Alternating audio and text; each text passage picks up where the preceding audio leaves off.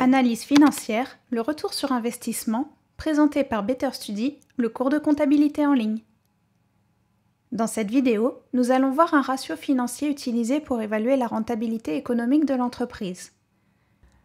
Il est appelé le retour sur investissement, ou ROI en anglais, à savoir Return on Investment, mais aussi la rentabilité économique ou encore la rentabilité des capitaux investis, RCI. Il ne faut pas oublier que dans les affaires, le principal rendement des activités commerciales est le profit, soit le bénéfice, c'est-à-dire la différence entre les revenus totaux et les coûts totaux.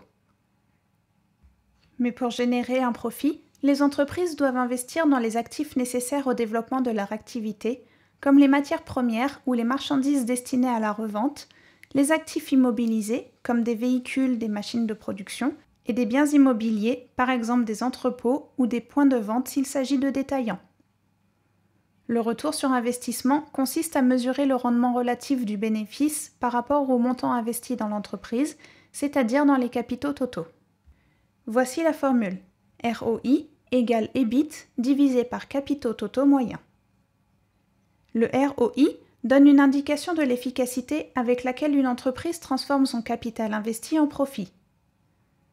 Il peut également servir d'indice de référence avec un taux de rendement cible utile pour évaluer la rentabilité des projets de développement au sein d'une entreprise.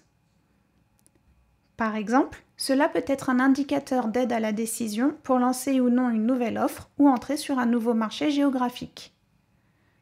De plus, le retour sur investissement est également très utile pour comparer la performance financière d'une entreprise avec des concurrents ou avec l'industrie dans son ensemble, principe du benchmark. Enfin, le ROI donne une indication sur l'évolution de la performance au sein de l'entreprise elle-même année après année. Comment calculer ce ratio ? C'est un ratio exprimé en pourcentage. Il est calculé de différentes manières, mais le calcul habituel est le suivant. Vous prenez le bénéfice d'exploitation de l'entreprise, ou parfois le bénéfice net, et vous le divisez par le capital investi dans l'entreprise, qui est défini comme le total des capitaux de l'entreprise. Prenons un exemple.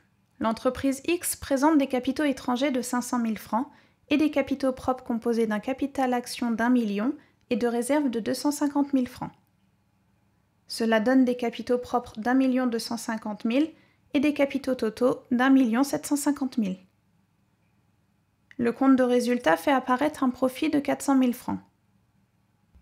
L'entreprise Y, quant à elle, présente des capitaux propres de 4,5 millions de francs ainsi que des capitaux étrangers de 700 000 francs pour un bénéfice de 1 million. Pour l'entreprise X, nous prenons le bénéfice divisé par les capitaux totaux, 400 000 divisé par 1 750 000, soit 22,9%.